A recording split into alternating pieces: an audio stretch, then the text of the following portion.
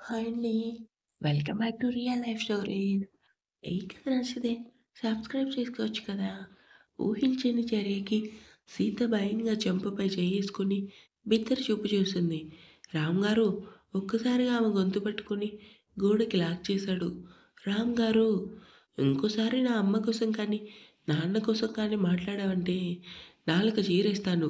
నువ్వు మా అమ్మ నోటికొచ్చింది అన్నప్పుడు పౌరుషంగానే అడిగింది సీత. అంటానే అంటాను. నిన్ను కూడా అంటా.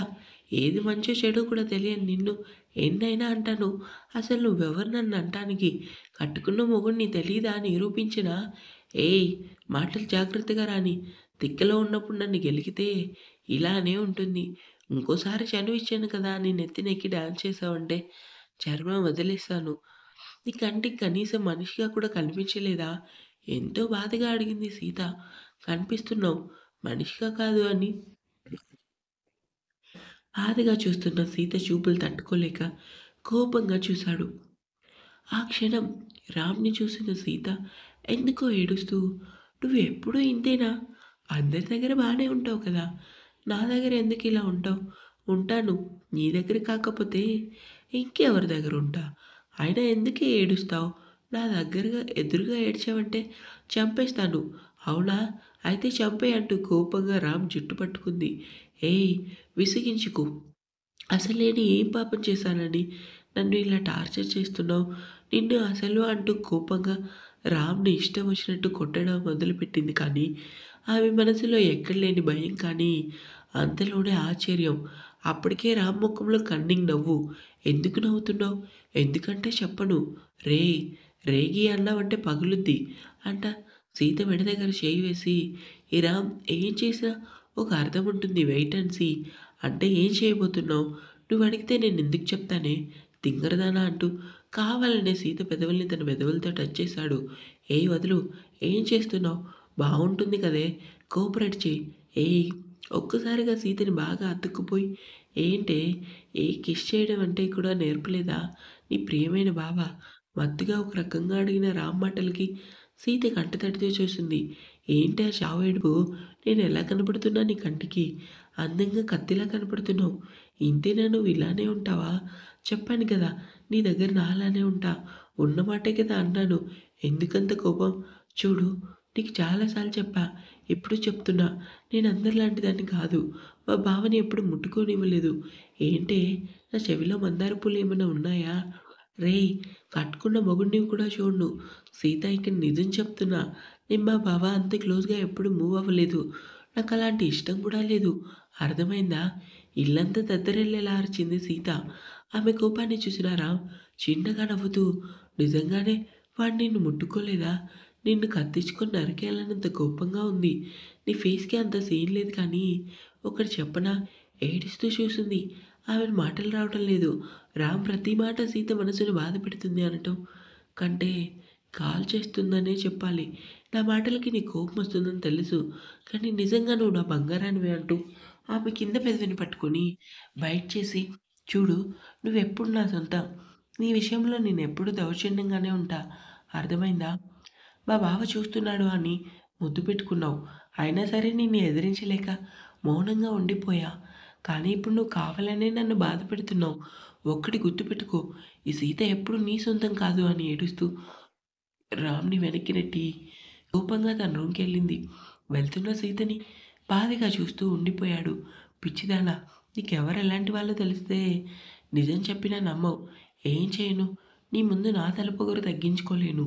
అలా అని నీతో గొడవ పడకుండా ఉండలేను అని తనలో తానే నవ్వుకున్నాడు కానీ, అది సంతోషంతో కూడిన నవ్వు కాదు.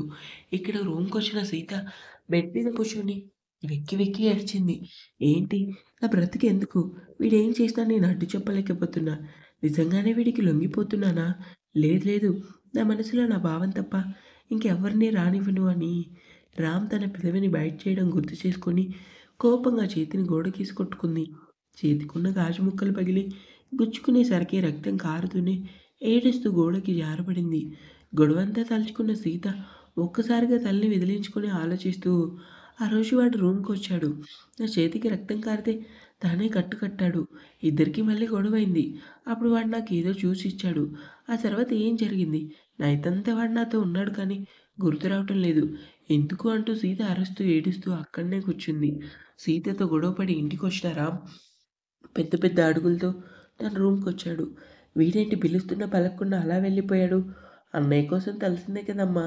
ముందు రిలాక్స్‌గా కూర్చో అని మాన్విత అనగానే వందన ఏం మాట్లాడలేదు. వాడి ముఖం ఎందుకలా ఉంది? చూస్తుంటే వాడు సీతతో గొడవ పడినట్టుగా ఉన్నాడు అనుకుని వందన ఏం మాట్లాడలేదు. రూమ్‌కొచ్చిన రామ్ రూమంతా చిందరవందర చేశాడు.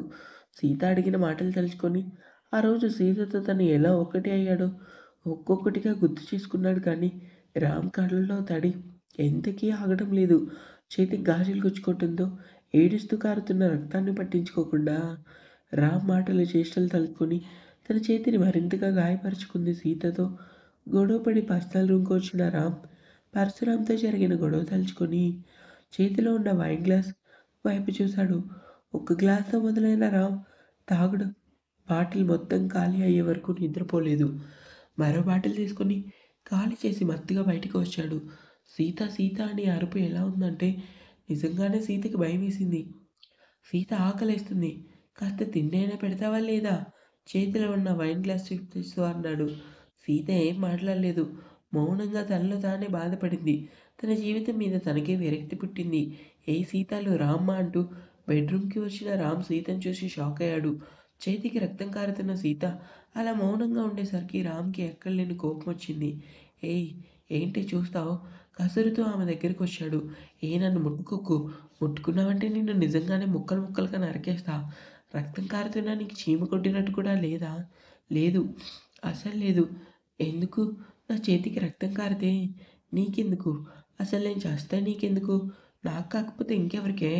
మాట్లాడితే ఇలాంటి చావు మాటలు మాట్లాడతావు అంటూ వైన్ తాగి బాటిల్ పక్కన పెట్టి ఫస్ట్ ఎయిడ్ బాక్స్ తాగడానికి పైకి లేచాడు రామ్. ఈ గ్యాప్ సీత కోపంగా మందు బాటిల్ తీసుకొని ఖాళీ చేసింది. మెంటల్ దానా! ఏం చేస్తున్నావే? మందు అంతా తాగేసావు ఎందుకు? ఆమె చేతిలో బాటిల్ లాక్కుంటూ అన్నాడు. నువ్వేసే వేషాలకి, చేసే చేష్టలకి నాకు మందే తాగాలనిపిస్తుంది అని రామ్ చేతిలో బాటిల్ లాక్కుంది కానీ, రామ్ ఎంతకీ ఇవ్వడే. సీత కోపంగా రామ్ చెంపపై ఒక్కటిచ్చి బాటిల్ లాక్కుంది. ఏంటి పిచ్చి పిచ్చి వేషాలు వేస్తున్నావు? నాలుగు తగిలించాలా? తగిలించాల్సింది నువ్వు కాదు నేను అంటూ మత్తుగా నవ్వుతూ రామ్ ఒడిలో సెటిల్ అయింది. ఏంటే ఏం చేస్తున్నావు? నీకు తెలీదేంట్రా నేనేం చేస్తానో అంటూ రామ్ మీసం లాగింది. అబ్బా ముందు లేవే అంటూ మత్తుగా సీతను హత్తుకొని ఏంటే అంత కోపం నీకు? చెయ్యి చూడు ఎలా గాయమైందో. మరి నువ్వు నాకు అంత కోపం రప్పించావు కదరా! అందుకే కోపం వచ్చి కోపంలో ఏం చేయాలో తెలియక ఇలా చేస్తున్నా. చిన్న పిల్లలా ఏడుస్తూ చెప్పింది సీత. రాక్షసి ఏడవకే. చూడు నీకు గాయమైంది అని నా కంట్లో తడి ఎలా వచ్చిందో. మందు తాగిన మైకంలో ఇద్దరు ఏం మాట్లాడుతున్నారో వాళ్ళకే తెలియటం లేదు. ఏంటి నువ్వు నా కోసం కంటి తెచ్చుకున్నావా? ఏంట్రా కామెడీ చేస్తున్నావు? ఎప్పుడు చూసినా డాబర్‌మ్యాన్‌లా అరుస్తావు. నా కోసం నువ్వు అమ్మ బాబోయ్ అంటూ రామ్ జుట్టు లాగింది. ఏయ్!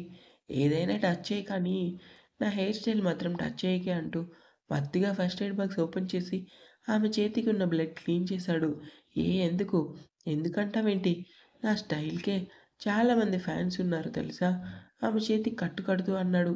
ఏడ్సావులే నీకు అంతమంది ఫ్యాన్స్ లేరు. అంటూ సీతను దగ్గరగా తీసుకొని నిజం చెప్పు. నాకు అంతమంది ఫ్యాన్స్ లేరా? అంతమందిలో నేను కూడా ఉన్నానురా రాక్షసుడా అంటూ రామ్ జుట్టు పట్టుకుంది. ఏంటి ఏమన్నావు? నువ్వు కూడా నా ఫ్యాన్‌వా? చిన్న పిల్లలా అడిగాడు రామ్. అవును. కానీ ఎందుకు నేనంటే నీకు ఇష్టం ఉండదు కదా! ఇష్టం లేదు కానీ ప్రేమ ఉంది. ఏంటి? అవును మరి నీకు తెలీదు కదా! అంటూ రామ్ షట్‌పెట్టంతో చిన్నపిల్లలా ఆడుకుంటూ నువ్వు నన్ను బలవంతంగా పెళ్లి చేసుకున్నావు కదా! కొన్ని రోజులు నీ మీద నాకు కోపమొచ్చినా తర్వాతెందుకో నీకు నేను అలవాటు పడిపోయా. సీత అర్ధమత్తులోను రామ్ సీత మాటలు మనసులోనే భద్రపరుచుకున్నాడు. అవును. నీ కోపం, ఆ రాక్షస ప్రేమ అన్నీ నాకు బాగా నచ్చుతున్నాయి. ఓయ్ పిచ్చి! నువ్వు చెప్పేది నిజమేనా? సీత చెంపపై చెయ్యి వేసి అడిగాడు. అవునురా పిచ్చోడా అంటూ రామ్ ఎదపై వాలిపోయి ఏం మాయ చేశావురా బాబు? పక్కనుంటే ఎందుకు మా ఆదిబాబు గుర్తు రావటం లేదు. ఏమో నాకు తెలుసే. నాకేం తెలుసు? నీకు తెలీదా? మరి నీకు తెలుసా? ఈ సీత ఎదపై తలని వాల్చి అడిగాడు రామ్. నాకేం తెలీదు కానీ ఎందుకో నీ మాటలు కోపం నా మనసుని బాధ పెడుతున్నా నీతో ఉంటున్నానంటే దానికి కారణం ఏంటి? ఏంటి మరి చెప్పు? చెప్పంటావేంటి? హీరో బిహేవియర్ నాకంటే కొంచెం అందంగా ఉంటావు. అది వేరే విషయం కానీ, నీకు నేనే కరెక్ట్ కదా కరెక్ట్. కరెక్ట్ అంటే నీ నాటకాలాడకు. నీకు తెలుసు కదా! అంటూ రామ్ నుదుటిన తలానించి, రేయ్! ప్రేమిస్తున్నానురా! అర్థం కావటం లేదా? మత్తుగా నవ్వుతూ సీత అనేసరికి రామ్ కంటతడితో చూశాడు. ఇంకా ఉంది.